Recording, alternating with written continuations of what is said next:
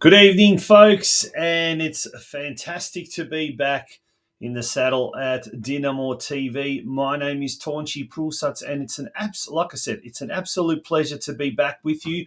And it is episode 32 of the year. We're going through them very, very quickly.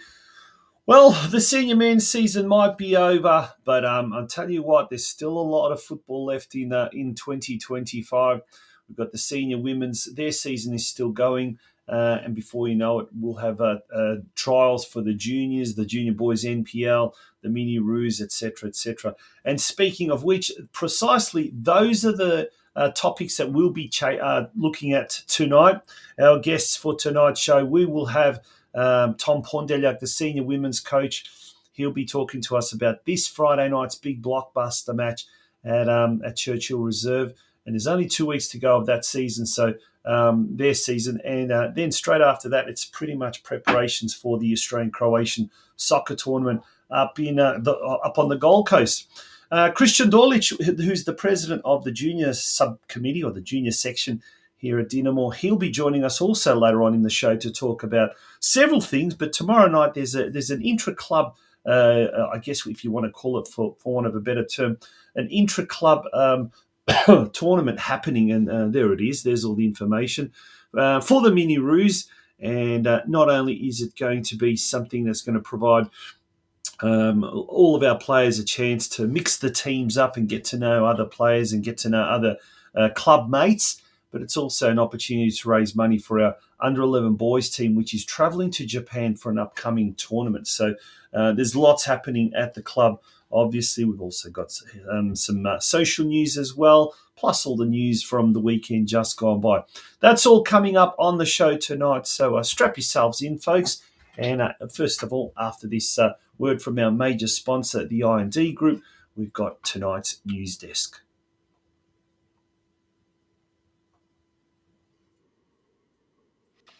The I&D Group is regarded as one of the largest deliverers of concrete structure solutions in Victoria. Formed in 1994 by Ivan and Kathy Filipovic, their passion and commitment to getting the job done safely and economically has underpinned their success in the industry. I&D partners with large-scale building and construction companies in both the private and public sectors on projects large and small. With our corporate headquarters based in South Melbourne and storage yard based in the southeast suburbs, we have at our disposal thousands of square metres of quality materials, along with state-of-the-art lifting and crane equipment, enabling us to deliver the largest projects. We are committed to delivering high-quality projects by partnering with our clients and collaborating with project suppliers to ensure each job is delivered to exceed expectations. From humble beginnings, I&D now employs more than 1,200 dedicated professional and support staff, involved in a number of landmark projects right across Victoria. The I&D Group is a massive supporter of the Croatian community, backed soccer clubs in Victoria, and is proud to be the major sponsor of the St Albans Dinamo Football Club in 2024.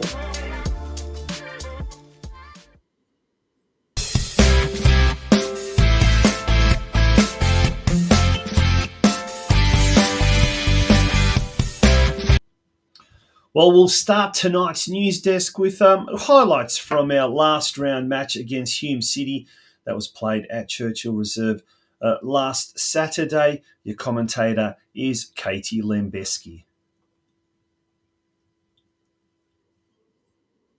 Yeah, Hume City looking to enter into the finals calculations with the win here today. They do need results elsewhere to go in their favour if they are to have any hope of playing in the finals this season. For Dinamo, it's a chance to shape the finals. It is a chance, like they so often have done throughout recent years, especially, to really cause havoc for the top six. And we are underway.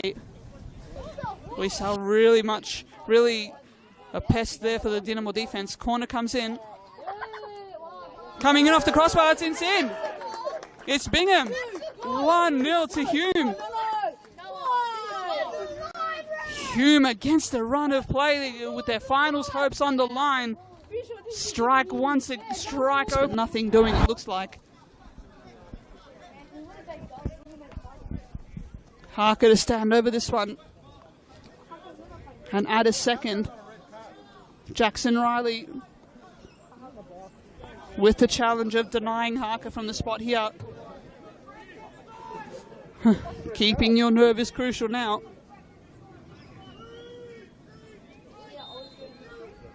Comes in. Goal! Riley does brilliantly to go to the left, but it's Harker who sends it home and adds a second for his side. Hume City putting some emphasis on the result now. Against the run of play, Mills. Very tired pass there. It only finds O'Kane. Cuts back, he goes. Low, the shot is on here. Queuing up for it is Kellard at the back. And he adds a third. Almost adds a third there. And that'll do it. The Dinamo, the more, shall we say, enterprising side of the two. Better in possession, better, I think, overall generally, but just let themselves down with the final pass, just with that final move into the box. Free kick to come now for Hume.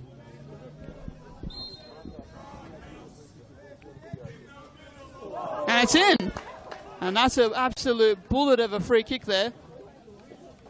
Brilliant move. Brilliant strike. Adding a fourth for Hume City. Just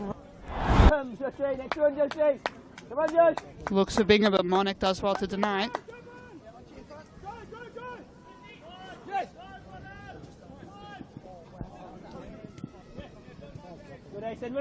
Divin dropping into midfield to receive, and that will do.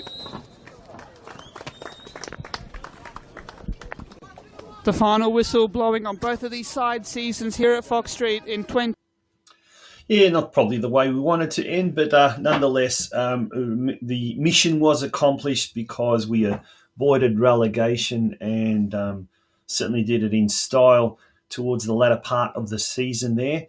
And once that was achieved, then sort of the foot went off the pedal. But the boys will have a week off this week, the coaching staff as well, all the team managers, etc. And they will then get an opportunity to come together before the Australian-Croatian soccer tournament. We finished in 11th position. Unfortunately, our sister club Melbourne Knights will no longer be in NPL Victoria. They are dropping down to VPL 1, where they will be joined by North Geelong Warriors, who on the weekend they ended up winning their game against Brunswick Juventus, third place team. So even though they were promoted, they were assured of promotion. Our sister club from down the Princess Highway was able to win in style 3-2, although it might suggest that it was a close game. It wasn't really. It was a very convincing performance by Geelong Croatia, and it really a case of the foot being lifted off the pedal in the second half, and Juventus, in fact, scored a late consolation goal, their second goal, in the 94th minute. But well done to everyone involved with North Geelong Croatia, North Geelong Warriors. They will be in VPL 1 next season alongside the Melbourne Knights. So there'll be a Croatian derby in VPL 1, and we certainly look forward to having our own Croatian derby in NPL with Dandenong City. Now, the under-23s and the under-19s, they finished their season with mixed results. The under-23s, they lost to Hume City 1-3 with Nicholas Morris scoring his 20th goal this season. So he scored 20 goals in 23 games, is the undisputed league golden boot in the under-23s. So well done to Nicholas, and hopefully Nicholas will step up next year into senior ranks and start banging those goals the way he has been doing at under-23 level. But the under-23s, they finished the season in 12th position. But they have produced quite a few players for the senior ranks, which is fantastic. And they've been giving a lot of younger players from the 19s and downwards an opportunity also at the 23s level. Now, the under-19s, they defeated Hume City, which is a huge result, 2-0. Goals to Joshua Angelis and Ange Atri as well. So they finished the season in quite a good position, in 5th position overall. So well done to Tuna, the under-23s coach, and Berkey, our under-19s coach as well. Now the women's, we're moving along to the women's. The women's defeated Pascoe Vale 5-0 last weekend. And they moved to a second spot, or they outright second spot on the ladder, 5 points clear of second place Sydenham Park. They're just 1 point behind Uni Hill Eagles, but the Uni Hill Eagles do have a game in hand. And this weekend, in fact, the Uni Hill Eagles are taking on Sydenham Park at Sydenham Park. Before we talk about next week, we'll talk about this week. The Dinamo defeated Pascoe Vale 5-0 there. Kristina Cholina scoring 1 goal, Jana Cholina scoring 2, Abby Pavlinušić scoring 1, and Sasha Majdanjic also scoring 1 as well. So next week, or should I say this week, on Friday night, our ladies are taking on Spring Hills in the penultimate round of the State League 2 women's competition at Churchill Reserve. Kickoff is at 8 p.m. So now that there's no men playing anymore for this season, come down and support the women as they look to get promoted to State 1 next season. Now, we're going to be catching up with Tom Pondeljak a little bit later on in the show, the senior women's head coach, and he's got some interesting revelations with regards to promotion next season as well. So stay around for that. As I said, he's got some very interesting information coming our way. Now, it must be noted also, congratulations to young Amelia Komadina, who is from the under-16 team. She made her senior debut last week in the game against Pascoe Vale, and from all accounts did very well. So congratulations to young Amelia. Well done there. Junior boys NPL coaches for 2026, expressions of interest are out now. So if you or you know someone who is keen on coaching at Dinamo, coaching our junior boys NPL next year, we are really looking to taking everything as far as the junior boys NPL program to another level next year. There's the details there on the screen, the jot forms there. You can also go to our social media pages, our Facebook page, and you can get all the information and just simply by clicking on the form there. And last but not least, as far as our news desk is concerned, it's social news. It's springtime is happening, or spring is kicking off, and the best way to kick off spring is with our fish night, which is back. And our first spring social event is happening on Friday, the 5th of September at Churchill Reserve. And from 7 p.m. onwards, bookings of 8 or more go into the draw for a door prize. So get your friends together and book a table of 8, and you'll go in for a door prize. Bookings are essential because we do need to know how much fish and how many meals we are going to prepare. So text Anna on 0401 505 100. That's 0401 505 100, and that's on Friday, the 5th of September. Alrighty, we're going to take a short break, and when we do return, it will be time for our first guest for tonight's show. Okay, folks, don't go away.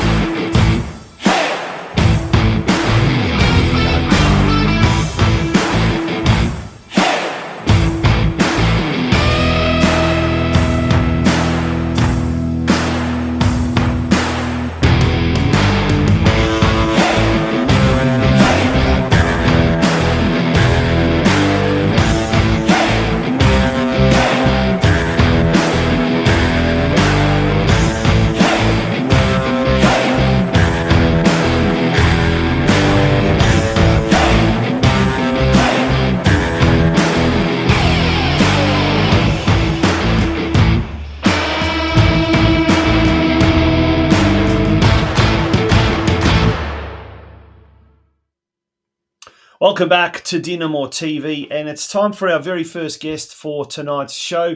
And it's always a pleasure bringing this man on. He's a wealth of knowledge because there's so much going on in the junior department at the club. And now, as the season comes to an end, the winter season, all preparations start for next season as well. So it's an absolute pleasure to welcome back to Dynamo TV the president of the junior section here at Churchill Reserve, Kristian Dolic. Kristian, how you doing? Good, thanks, Tonch. Thanks for having me back again. Yeah, no, there's, as we said, lots and lots of stuff going on. Planning starts for next year before the season even finishes, really, but heaps to talk about. But before we do that, tomorrow night at the club, there's a very interesting intra-club practice match or intra-club tournament happening. Tell us a bit more about that. Yeah, so we as you're aware, we know we got our under-11s going overseas to Japan. So Stepan Gall and I spoke, and we said, we'll do a bit of a tournament for the kids, raise some money at the club. And I thought, why not make it something a bit more special for the kids as well as the club, but have a intra-club tournament and have an actual proper fixture from a group stage, knockout stage, final stage. Yeah. But not only do this now just a once-off, but make this as an annual intra-club club cup. Stepan and has organised a few surprises in the sense of something for the winners. So I think it's something that we're going to now get a bit of momentum behind, and every year try to do this for the kids. It's really good. Back end of the season, we've only got 2 weeks left, I believe, of the regular season for the kids. But having this is actually something that we can grow on and have our boys and girls, I guess, also get to know each other a bit better, rather than just their team that they're in and then what they're affiliated in for the year. So it was a great idea that we think that can really develop our kids. So the structure is the 7s and the 9s, boys and girls, we mix together. Teams have already been allocated, and we have our coaches also separated through the groups. So in that category of the 7s to 9s, there's 11 teams, and they will fight out over 3 groups and have 2 games of the minimum. And then as they, progress through, like any knockout stage, they becomes a knockout from a quarterfinals, semi-finals, and then into a finals. So, yeah, all the information is there on the screen, and the kitchen and the bar will be open from 5 p.m. So there's no need to go home and have dinner. You can come to the club and have dinner, and also it's a chance to raise money for the under-11 boys team, which is going to Japan, as you mentioned. Let's talk about that. How are the preparations going for the Japanese tour? And boy, what an exciting thing that is for the kids involved and their parents. Look, we're proud as a club to send one of our own first overseas, I guess. Having that connection now we had Jason Trefiro from Football Tech and Hiro, who's our Kawaguchi, sorry. He's our under-10s coach. Mm-hmm. He's got that contact out there in Japan. So it was good. It was great to see. And having the kids from the under-11s have that ability to try to compete. And speaking to Michael Corner and Hiro both the other week in a short interview, the preparation to it is quite, I guess, it might not be daunting at some stage, but it is intense. They had a hit out against the Japanese team 2 weeks ago at Dynamo, which they came out winners 6-4. But it was really good to see. We didn't know what to expect from both teams. I guess from a discipline side of things, skill sets and so forth, and we can definitely say that our under-11 boys were on par with all that. So it's exciting to see. They're going away for a 2-week period at the end of September. Yep. They've got 2 tournaments that they'll do out there. And, I've asked the parents to just keep sending me whatever you can from a social media point of view, and I'll post as much as I can, results, and we'll keep up to date and keep all the Dynamo family up to date with everything across those 2 weeks. Yeah, and it's just further adds to the international flavour that our kids are being exposed to, following on from the Dynamo Football Academy earlier this year, and now this team. Are you hoping to sort of expand it to other teams down the track or down the future, or this is just a one-off at the moment? I think it's a one-off at the moment. It was something that was probably unexpected from everyone. I'll be fair, but this is definitely not a once-off. Pull the gates down and and don't give anyone else an opportunity. Absolutely not. Having this development from a junior perspective is awesome to see. Like I've said, we've got multiple tournaments in not just Victoria, but interstate into Queensland and Sydney that some of our teams go into. And there's one also coming up in Queensland in the Gold Coast just after the Crow Tawny weekend. Mm-hmm. So there's not many of our teams going up there, but having something international is a great exposure for our club, for the boys, for the coaches, and for the parents. So it's really good. Yeah, absolutely. Now, as we said, planning is starting for next season, and it started with the expression of interest for coaches. So there's all the information there with regards to the coaches, expressions of interest. Or there's a jot form there. You can go also on our social media pages, on our Facebook page, and click on the link directly. You don't have to copy and memorize all of those numbers. But how is that all going? First of all, let's talk about the coaches, and then we'll talk about the players afterwards.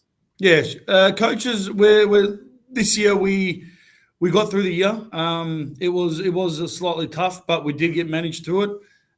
We believe we are on this track to have all our teams coached next year. No hiccups, so we are confident from a club perspective in that sense. And we are also, don't get me wrong, we always like more interest in coaching positions from a club level. So all coming and going well from the NPL boys and through to our mini roos. Yeah, and especially, I guess, if we can secure all the coaches early, all the planning starts earlier, and we can get the squads up and running. But let's talk about the JB NPL first of all. So expressions of interest have been sorted out there, and before you know it, we're going to have trials for that. You've got all the information with regards to that, Kristian. I do. So one thing I wanted to change this year from last was trying to get an expression of interest out earlier, but also get some input from other parts of our committee to see what we can do differently from a football level. So having it gone out early gives a bit more of an opportunity for externals as well to register themselves. It also gives an opportunity for the club to have a look at other individual players who potentially may want to come and develop themselves in our Dinamo football world. So we have got a fair few interests come through, a lot of externals that have come through, which is great to see. It's unfortunate we didn't finish on Divi 2 this year into next year, but we're ready to rebuild, and we will restructure ourselves, and we will have the same coaching, and we'll do the same development like we have in the 2025 season, and we'll come back stronger from that. Yeah, and look, we're saying we're inviting talented, passionate young footballers to trial for a place in one of Victoria's most competitive youth pathways, and what we as a club can offer: elite coaching staff, player pathways, and a supportive club culture. But also another thing, I guess that's been quite prevalent as well is the junior players that are coming up through the ranks, and we saw just last weekend a young lady from the under-16 girls team, Amelia Komadina, making her senior debut. And from all accounts, she did very, very well on debut in the seniors. She did. So, unfortunately, I wasn't able to watch myself. I had my own game to play on that same Friday night, same time. But from feedback, what I spoke to Tommy after the game was, and Andrew Sharko, is that she did extremely well for coming on. The girls came out of 5-0 winners against Pascoe Vale, which is awesome to see. The senior women are still fighting for top spot if things favour their way over the next 2 games. And, with a few outs that they had last week, having our under-16 girls, Amelia especially, that was able to come up and fill in the spot, it's awesome to see. And it's great in senior football at that age. Yeah, and I know Ian Burke, our under-19s coach, said something like, 12 players from the under-17s as well stepped up to the under-19s this year, and that just illustrates, along with Amelia, just how many the opportunity that exists for talented young kids going from the juniors into the senior ranks. So, and that's something that I think we at Dinamo can be very, very proud of, the fact that we're pushing a lot of our homegrown talent to the next level and really challenging them. Well, saying that, we've driven that drive this year from our under-10s. When our under-10s have pushed up to the 11s, and this is the same team that the 11s are going to play in Japan, and the whole 11 team is currently playing under 12s. So some of these boys have pushed up 2 years when you look at it in that sense.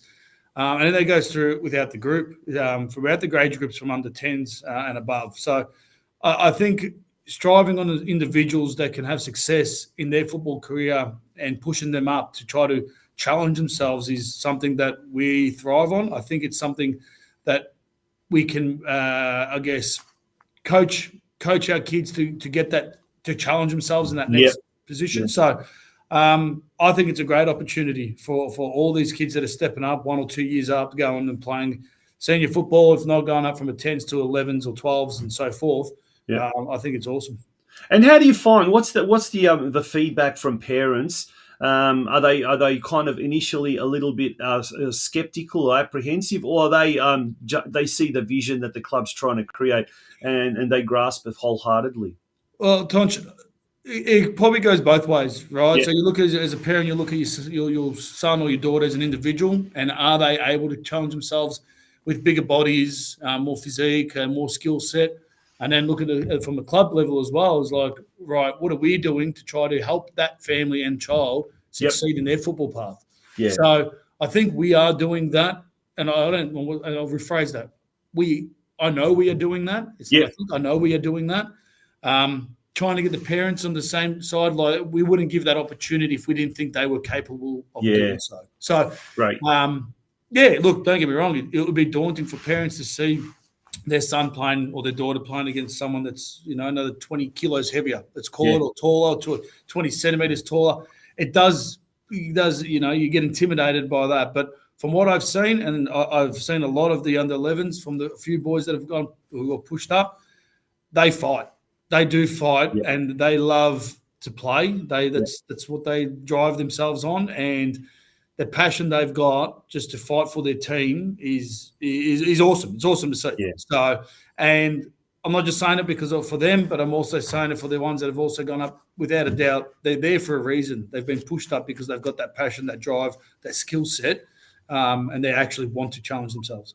Yeah, and when you look at the season as a whole, maybe by ladder position and what you're not, you mentioned it's a shame we didn't finish in Division 2 in JBNPL, but the fact that a lot of those players are being pushed, so individually they're taking the step to the next level, and isn't that what it's all about, the development? I mean, if the players you don't, results will come, they'll come eventually, but pushing these players and right up through to the senior team, we've seen several teenage homegrown players making it either in the senior men's or the senior women's. And I think as a club, we can really be proud of that achievement and pushing a lot of those players through that development pathway. 100%. You look at someone like Ollie from our senior team and where he's Great example. Great example. He's a leader. He's a leader off and on the field. He a lot of young kids on the weekend, they had signs of Ollie number 10. They got his sign top off him. Like, that's the people that grew up through our club, and now there's the young generation are looking up to. So, and that was awesome to see. So he's challenged himself, and look what he's done for his football career. Yeah, absolutely. No, there's 100% no doubt about that. Well, the next generation of young players coming up through the ranks, the mini Roos, the girls in the community teams, that the expression of interest process is also open for that. So looking at age groups from under 7 all the way up, and obviously there's always the Marley, Plavi,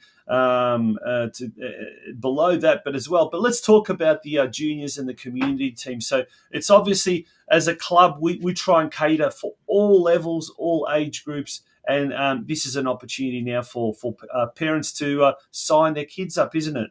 Correct. It is, Tonchi.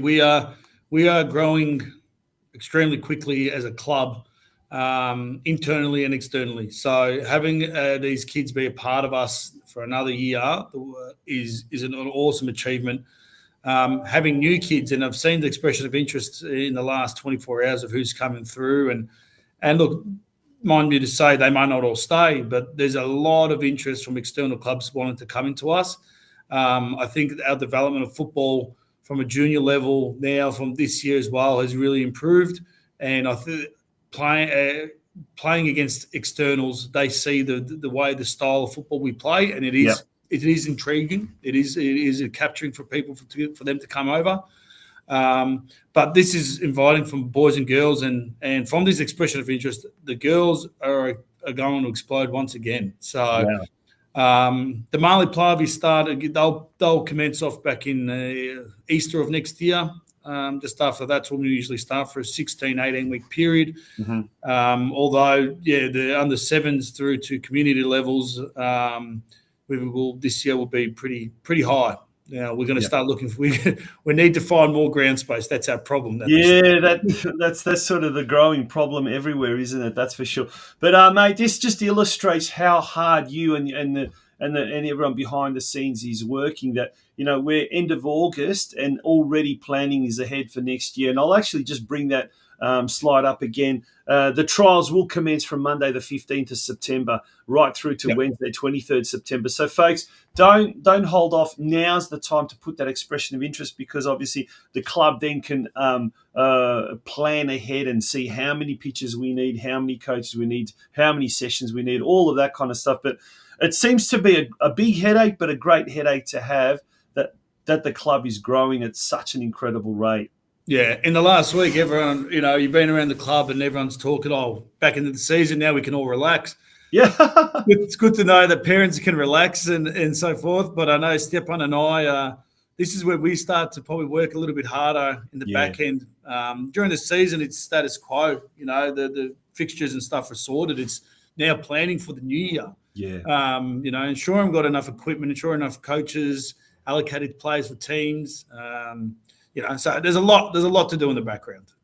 And in the meantime, there's also planning for the presentation nights or presentation ceremonies happening as well. So never ending. So Kristian, thank you on behalf of the Dynamo community to yourself and your team for everything that you guys do behind the scenes that sometimes we don't see, but obviously it is definitely paying dividends. Yeah, I appreciate it. Thank you. And again, thanks to everyone at our Dynamo Club that's from the support, not just from the committee, but parents that are help out and volunteers. It goes a long way. Absolutely. Good on you. Kristian Dolic, the president of the juniors at Dynamo. Once again, thanks for joining us. Thank you. Bye-bye. Folks, we're going to be right back after this very, very short break. And as you can just see, how much work goes on behind the scenes that sometimes you might not be aware of. So, to all the volunteers, to all the parents, to all the committee members as well, take my hats off to you all. We'll be back shortly after this short break. Westar Prestige is a proud family-owned second-generation business servicing Victorian motorists for more than 50 years. We are a specialist prestige collision repair facility situated in the western suburbs of Melbourne. However, we service all regions of Victoria, with many of our clients travelling not only from around Melbourne, but all of Victoria to use our services. We are also able to provide a digital platform for quoting clients' vehicles who are unable to personally attend our premises. We are an authorised manufacturer approved repair facility for Mercedes-Benz, Tesla, Peugeot and Suzuki, and are proud of our ongoing affiliation with these brands. We also work closely with several of Australia's largest insurance brands who entrust us to be a part of their preferred repairer network. Our client support staff are always happy to assist clients from the initial process of lodging claims through to the final stages of collection of the vehicle on completion of repairs and post-repair. So remember, for all your prestige collision repair needs, consider Westar Prestige, an award-winning, long-standing, Australian-owned business. And welcome back to Dinamo TV. Well, we heard from Kristian Dolic talking about the juniors, and there's a lot of activity happening there in the off season as well. But for our next guest, their season still hasn't completely finished. There's still 2 more games to go, but there's some exciting news in the in the background that could make the pre-season or the off-season even busier than normal. But to tell us a little bit more about what awaits our senior women's team over the next fortnight of on-field action, it's a big pleasure, a very big pleasure to welcome back to Dynamo TV senior women's head coach, Tom Pondeljak. Tom, how are you? Good, Taunchy. How you travelling, buds? Oh, good, mate. Good. It's always a pleasure chatting to you. And now that I'm back in the swing of things after a little bit of a holiday overseas, it's like I never left, really. Yeah, nice. Hope you enjoyed it. A little bit jealous, to be honest. Yeah, I did. And so, with this week's weather anyway being a bit cold, it's I wish I was still in Croatia. But anyway, let's talk about the senior women's team. Over the weekend, very, very good result, by the way. 5-0 win over Pascoe Vale, and we've got the result there. Jana Cholina scoring 2 goals, Abby Pavlinušić 1, Sasha Majdancic 1, and Kristina Cholina 1. How did the girls go? Obviously, a very good win. You must be pretty happy with their result.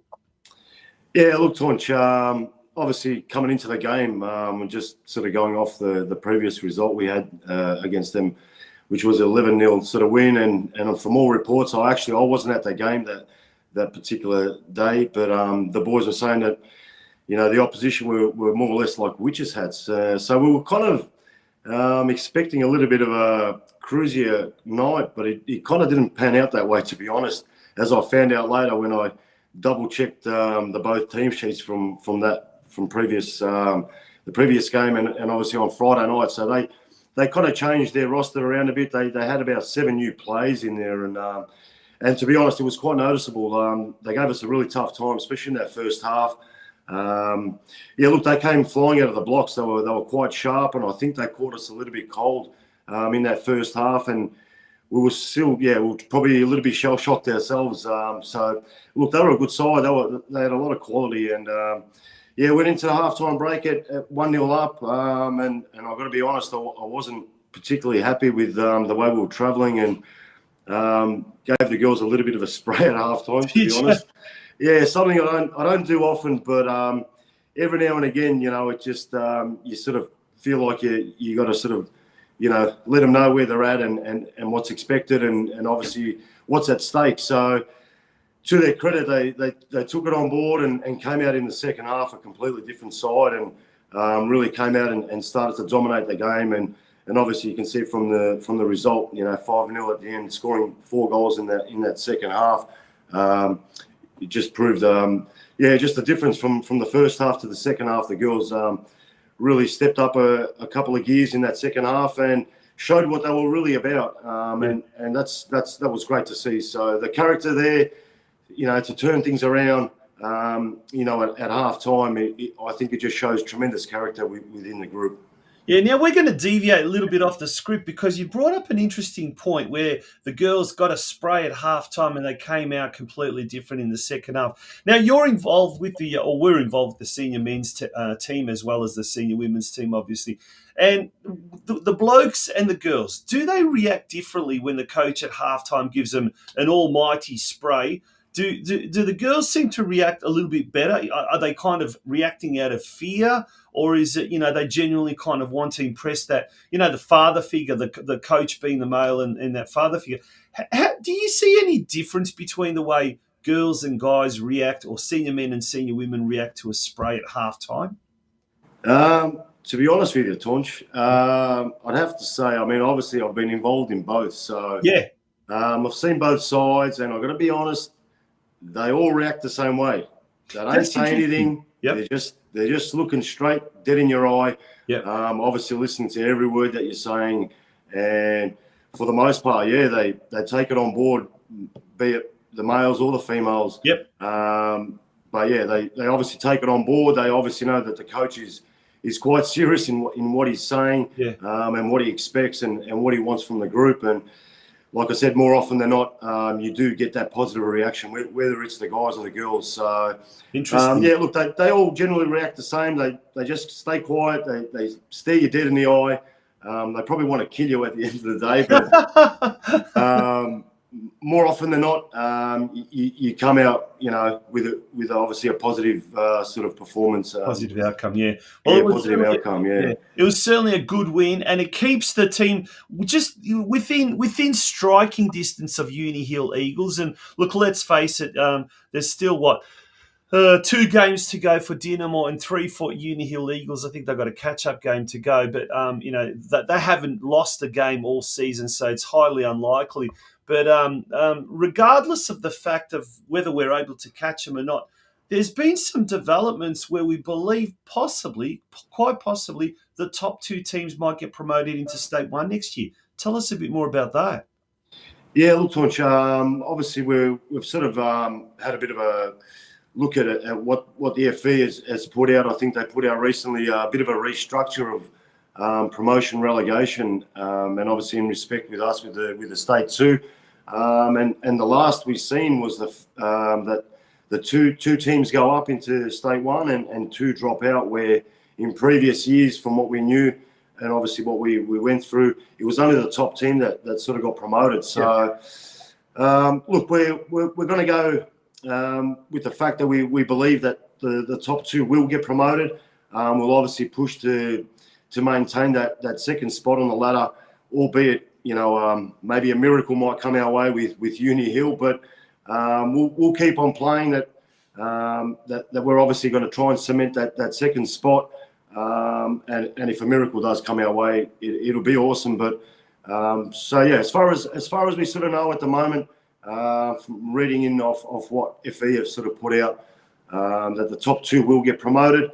So we need to cement second spot mathematically. We haven't done that yet, and we'll hope to do that obviously come this Friday night, because we've obviously got just sitting behind us. So yeah, any slip up, they can catch us and whatever. So we've got to be weary of that. But yeah, we'll be going out doing everything we can to win the game on Friday night to cement second spot. And like I said, I mean, Uni Hill still have to play Sydenham, which we're hoping that they might cause a bit of an upset with that sort of fixture. But also their catch-up game is against Brunswick City. And Brunswick City are quite a solid side. So we're hoping both teams might be a bit of a banana peel for Uni Hill, and we might stumble over the line, so to speak. But look, we're obviously going to let them play that out. And we'll focus on ourselves to really cement that second spot. So, look, it's looking positive. It does roll that way. Going into State 1 for next year, obviously there's going to be a bit of a different preparation come the off-season. Definitely be looking at a few other players coming into the group. But on top of that, we're obviously going to need a reserve side. So yeah, and that's what I was going to ask you. So how are we placed, like with or without promotion, like even at the moment now, if it got to the stage where we needed to have a second senior team, how are we placed with that? Because we've got a few under 15s and an under 16s team. A lot of those players, in your opinion, ready and willing to step up to senior women's football? Yeah, look, obviously that's what we've sort of penciled in. We've got a really good group of 15 and under 16. So, obviously the last couple of years, those girls were obviously at under 14s, 15s, a little bit too young to try and maybe step up into State 1. And this year, yeah, they've obviously at the 16, 15 sort of age range. And I think most teams that are in State 1, I think a lot of their reserve sides are pretty much made up of under 15s and 16s, with probably a sprinkling of 17-year-olds. So we'll be looking to do the same thing, promoting our 15s and 16s girls into our reserve squad. And like I said, obviously, if players do come in for the actual senior squad, we've got a really strong unit at the moment with about 17, 18 players on our roster. So look, there's a lot of girls there to obviously cover both sides. And yeah, we'll obviously be looking to maybe add to the senior stocks, but at the same time, we'll keep an eye out for our younger girls coming through, the 15 and 16-year-olds, to see who can maybe step up to that senior sort of senior ranks, and ultimately give them an opportunity too. See how they go. Well, one such player who last week did that was young Amelia Komadina, and she made her senior debut coming from the under-16s team last week, and did very, very well from all accounts. But in your opinion, how did young Amelia find the going at senior football level? Yeah, look, she obviously had about a 15-minute spell last week. You know, the last 15 minutes of the game. We obviously brought her in because we had available spots. Some of the girls were missing last week, but we thought it was a great opportunity to maybe give one or two of the 16s girls a bit of a chance. And so one spot was available, and we've sort of kept an eye on a couple of the girls, but probably Amelia in particular. We think she's sort of got all the attributes to be able to step up to senior football. And yeah, look, last Friday she didn't disappoint. I thought she'd done really, really well. She was obviously ultra nervous. I had a bit of a chat to her before she went on, tried to sort of calm her nerves down, but you know, you can only do so much. I mean, I was in the same boat, 20 odd 30 years ago, so I know what it feels like. But she was awesome. She came on, she did what we asked of her, and she kept it simple, and she didn't look out of place. So I think she probably got a lot of confidence out of that. I think she really enjoyed it, and we were looking to do that probably throughout the year on a few more occasions. But a lot of our squad has been quite healthy this year, so haven't had much of an opportunity to get some of those younger girls in. But this came up last Friday, and obviously we brought Amelia in, and she's done a fantastic job, and she's definitely one for the future for us at Dinamo. Yeah, awesome. Well, looking at that ladder again, so Dinamo in second position, and as you mentioned, Sydenham Park are in third. So they host Uni Hill Eagles this week. So hopefully the Makedonke can do a good job and defeat the Eagles. That would be pretty good, but then that would mean they would get closer to us as well. But at least we would then have that opportunity to leapfrog Uni Hill Eagles, and obviously they'd have that game in hand. But that game in hand is against Brunswick City, as you mentioned, who are fourth. So anything is possible, and certainly this season could go down to the wire. But we're just going to worry about what we can control. And this Friday night at Churchill Reserve, 8 p.m. kickoff, big game against Spring Hills. Spring Hills are currently in sixth position on the ladder, our second last round of the season. So we're urging all Dinamo fans to get down to the club on Friday night and really create a loud atmosphere and make Churchill Reserve a real fortress. And the girls really appreciate that, don't they, when they get a good crowd, a nice vocal crowd, and especially at home? Or do they get a little bit nervous and wish that they were playing somewhere away, rather? You know what? Yeah, it's a bit of a double-edged sword. I think the girls do enjoy playing in front of a bit of a crowd. They do get a little bit nervous, but as I always say to the girls, within the first couple of minutes, as soon as that whistle goes, everything goes out the window. So they do enjoy playing in front of a bit of a bigger crowd, and especially our juniors. Our juniors have done an awesome job to come and support the girls week to week when we do play at home and away, which is awesome to see. And obviously our younger generation, our younger girls love coming to watch the senior girls. Obviously we've got two of the girls, obviously Maya and Yana, coaching our under eights. So yeah, their little group love to come along and watch their coaches put on a bit of a show. And like I said, our girls just enjoy just as much. So it's awesome. The more the merrier. Yeah, absolutely. That's awesome. Now, mate, after the season, obviously we've got 2 more weeks to go, but then there's not really much rest for the girls because you'll be heading up to the Gold Coast for the Australian-Croatian soccer tournament. Will you have a little bit of a break or just continue straight through, like training-wise, until the tournament? Yeah, I've sort of said haven't really mentioned it to the girls. I'll probably find out now, but probably after our last game. Probably give the girls a good week off, have a bit of a rest, and then we'll get back into it the following week because, I mean, from our season finishing to the start of the tourney, I think it's only about 3 weeks. So it's not much. Yeah, it'll go pretty quick. So I'll give the girls a week off after our last game, and then get them back in, and we'll probably end up only having about maybe 4 training sessions before we sort of head off to the Gold Coast. So yeah, just keep them ticking over, keep them sharp, and hopefully, finish the season off on a real high at the tourney and try and do some good things there.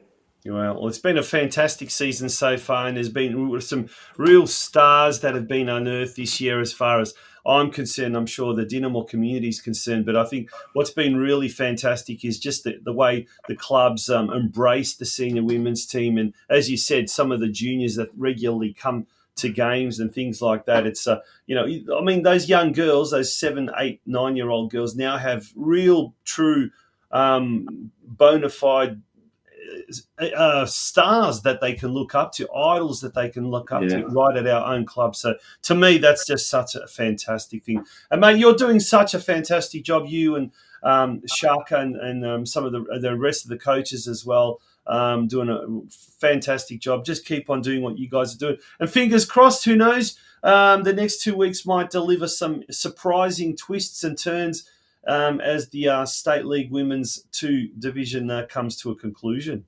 Yeah, definitely, Tosh. I mean, look, that's obviously what we're hoping for. Just want to finish the season on a real high. 2 wins from the next 2 games is our ultimate goal, and obviously that's all we can control. I mean, the other results and fixtures are obviously out of our hands. So we'll hope for the best, but we'll do our best too. So where we end up, we'll obviously find out in a couple of weeks' time. But yeah, we'll be pushing hard. That's for sure. All right, Tom, on that note, we'll let you go. But thanks for joining us here on Dinamo TV. Always a pleasure, Tom. Thanks, mate. Good on you. All right, folks, that was Tom Pondeljak, the head coach of the senior women's team, joining us here on Dinamo TV. We're going to take a short break. When we return, it'll be time to wind up tonight's episode of Dinamo TV, the official podcast of the St Albans Dinamo Football Club.